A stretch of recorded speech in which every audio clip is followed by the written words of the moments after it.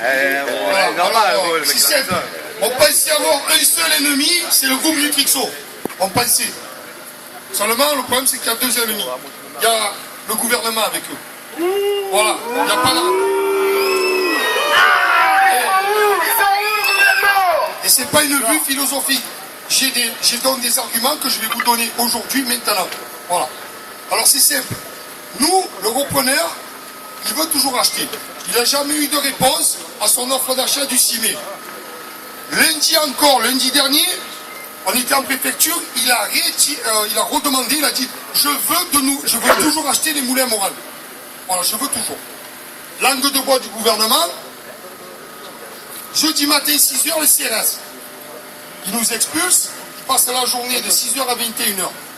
Sauf que maintenant, il y a des problèmes. Premier problème, nous avons la preuve, par des échanges de mails, que les mails entre le commissaire au développement productif et la préfecture ont été transmis à un cabinet de communication qui travaille pour la direction. C'est un cabinet spécialisé sur les plans sociaux, tout ça. Donc, il leur donne. On a la preuve, on a donné ça à notre avocat. Première chose. Deuxième chose, à 10h23, quand il voit qu'il y a les CRS, le repreneur d'urgence écrit à la préfecture et envoie un mail en disant arrêtez tout. Je vous répète que je n'ai pas eu la réponse à mon offre. Donc, je trouve scandaleux d'envoyer la force publique. S'il vous plaît, il faut reprendre le dialogue. À 15h, nous sommes en préfecture.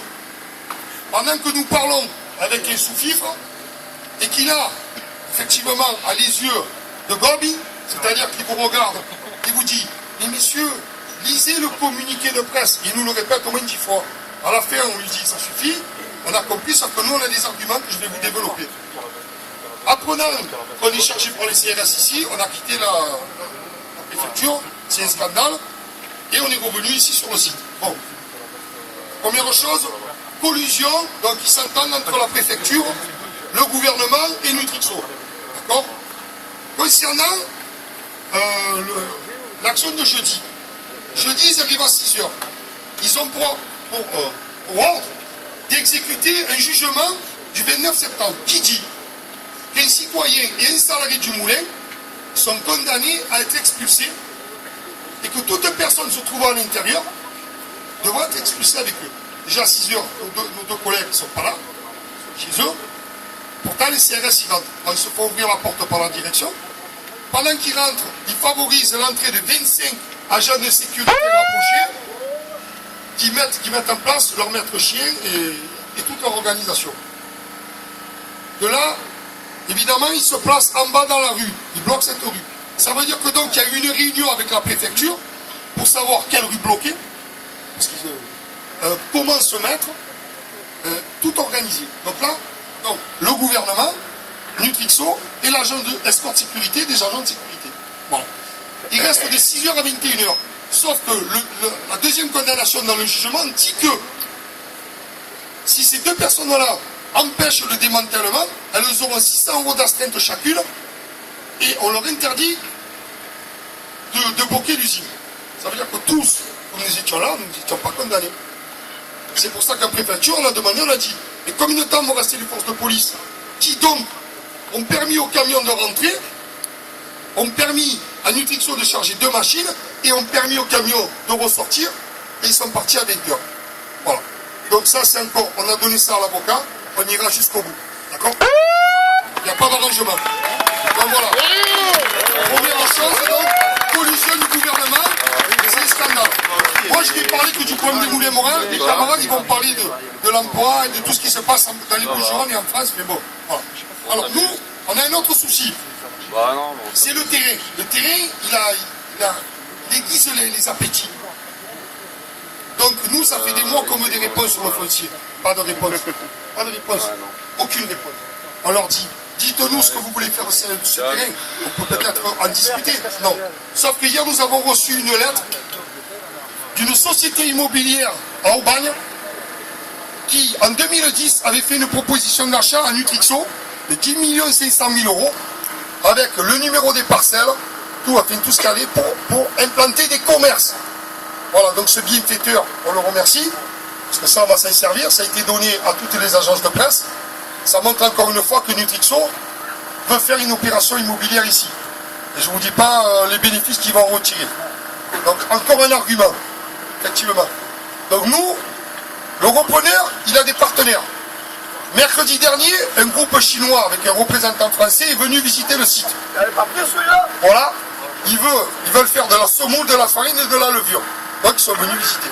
Ils ont pris des photos, ils sont repartis en Chine et ils vont amener un apport pour participer à l'achat du site. Pourquoi? Parce que le repreneur, il a un souci. La réponse du Nutrixo à son offre d'achat du 6 mai, écoutez bien, hein. La réponse donnée à 3 semaines par le commissaire d'enseignement productif, nous ne voulons pas 7 millions d'euros, ouais. Nous ne voulons pas de crédit vendeur, nous voulons 100% cash. Alors le repreneur, nous, les salariés de la CGT, on a dit, mais il manque quelque chose. C'est nous ne voulons pas 7 millions, virgule, nous voulons 9, nous voulons 8, nous voulons 12, nous voulons 10, quelque chose, une somme, pas de somme. Le gouvernement est complice, pourquoi? Parce que la réponse du gouvernement face à cette non-réponse, c'est de dire, ah mais nous, le gouvernement ne peut rien faire. Vous comprenez? Ils le disent, mais après, voilà, nous, on vous transmet la réponse. Sauf que Nutrixo, le gouvernement, est actionnaire de Nutrixo à hauteur de 11%.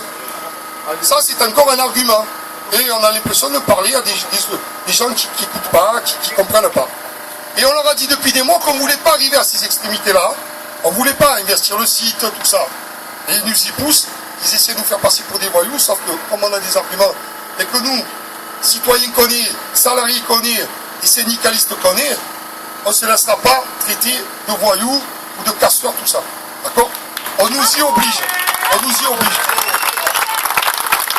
Et entre parenthèses, il faudrait arrêter de ringardiser les syndicalistes en général, et la CGT encore plus, parce qu'ils nous font vraiment passer pour des gens d'un autre temps. Sauf que c'est fini tout ça. C'est fini. Vous savez ce qui leur fait peur? Je fais une petite aparté. L'union, la convergence des luttes. Je vous le dis, nous on est 30 salariés à se battre. 30. Sauf que, c'était sans compter la convergence des luttes. Quand ils nous voient débarquer au Grand Conseil de la Mutualité, à l'assistance publique, à Air France, au port, avec les dockers, à Arkema, il y en a tellement, je ne sais plus, je peux plus citer, j'en ai plein mon t-shirt. Voilà. J'en ai plein mon t-shirt. Voilà. Voilà, l'EDR, tout ça. Parce que nous, on leur dit, mais arrêtez de nous diviser entre nous. Nous, on veut, moi quand je prends la parole pour les Moulins Morel, quand je suis face au directeur d'Eon, à la centrale à Gardanne, ou face au directeur de l'aéroport, ou ainsi de suite, directeur de la PMH, je dis, mais nous, on veut du transport, on veut de la santé, on veut de l'éducation, on veut du service public, on veut du service privé, on veut tout, on veut tout. On veut une continuité territoriale pour la SNCM. Voilà, et ça leur fait peur.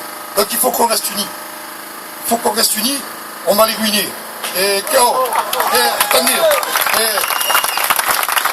et n'oublions pas, pareil, ils essayent de nous diviser, l'administration, les fonctionnaires, tout ça c'est pour nous diviser. Les retraités c'est pareil. On a tous notre place ici. Donc maintenant, cette aparté est finie, mais gardez-la bien en tête, c'est celle-là la plus importante. Concernant notre lutte, le repreneur, il veut toujours acheter. Le gouvernement, vous avez eu les arguments aujourd'hui, je viens de vous les donner, sur la collusion du gouvernement. Nous, la CGT, on a des projets. On veut que le dialogue reprenne. On a des idées sur le foncier. Nous, mardi 6 ou 7, mardi 7, on rencontre le conseiller régional. Notre revendication, c'est une tour de table avec la mairie de Marseille, la communauté urbaine de communes, Marseille-Provence Métropole, le conseil régional, le conseil général, nous, et on va essayer de trouver une solution sans Nutrixo. Sans Nutrixo, il va falloir se passer d'eux. Il va falloir forcer le gouvernement, et c'est ça qui est scandaleux, à les obliger à vendre. Voilà. Donc c'est clair et net. Donc, nous, aujourd'hui, les salariés des Moulins Morel, on ne va pas vous dire merci, parce qu'on n'a pas à vous dire merci, parce qu'on est tous dans la merde, voilà. Parce qu'on est tous dans la merde, voilà. Sachez par contre que nous on ira là où il faut, on va s'occuper du gouvernement. Je vous dis, on a été trahis, à titre d'exemple, hein, aucun élu de proximité est venu nous voir toute la journée où il y avait les CRS. Donc voilà, on va se débrouiller pour trouver de l'argent, parce que notre repreneur, son problème c'est quoi? C'est que, écoutez bien les arguments à la préfecture, il ne sait pas combien ils vont acheter.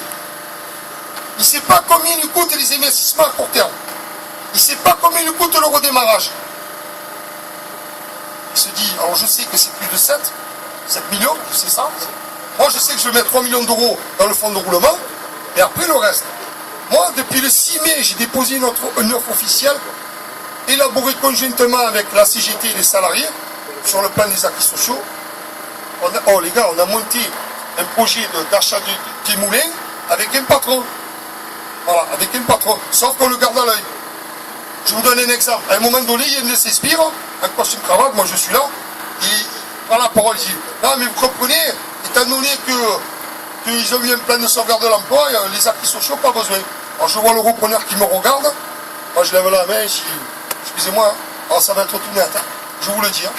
Monsieur, moi je ne vous connais pas, je ne sais pas qui vous êtes, vous avez dit votre nom depuis la réunion. Si je dis votre nom à mes collègues, puis jamais vous rentrez dans l'usine. Voilà, c'est fini. Donc moi je vous le dis, nous on s'est battus, on a surveillé l'outil de production, donc nos acquis sociaux. Et là le repreneur dit, écoutez M. Pani, il n'y a pas de problème, acquis sociaux garantis, surtout on vous reprend dans toutes les mêmes conditions. Ouais, donc nous on est attentifs au patron. C'est pas parce on élabore un plan de rachat du moulin qu'on est du pain. Voilà, d'accord. Voilà. Donc il a ce problème le repreneur. Le problème c'est qu'il ne sait pas combien d'argent. Donc il y a 2 mois de ça, il s'est réuni avec nous, il a dit, mon problème c'est que je ne sais pas combien d'argent mobiliser. Et que moi ma fortune personnelle ne me permet pas, au-delà de 25 millions d'euros, je ne peux pas plus. Et là je ne sais pas où je vais. Qu'est-ce que je dois réinvestir pour redémarrer, tout ça. Donc voilà pourquoi il a sollicité les partenaires. Donc nous, cette démarche a été cohérente. On a toujours été dans le dialogue. D'accord? Maintenant, voyant que le gouvernement nous trahit, on ne va plus laisser passer. C'est vraiment un scandale ce qui s'est passé jeudi. Comment vous dire, c'est même pas de la colère, c'est même pas l'inception, ça met la rage. Ça met la rage, d'accord? Donc n'oubliez pas, restons tous unis. Tous unis. On reste unis et vous verrez que les patrons vont les faire plier. Et attendez, juste une aparté. Ce qui me sidère moi, titre personnel, c'est qu'on est, mettons, 90% de salariés, et il y a 10% de patrons et on se fait marquer par les patrons. Ça m'a compris, je vous le dis, à titre personnel. Donc les patrons, on va les niquer.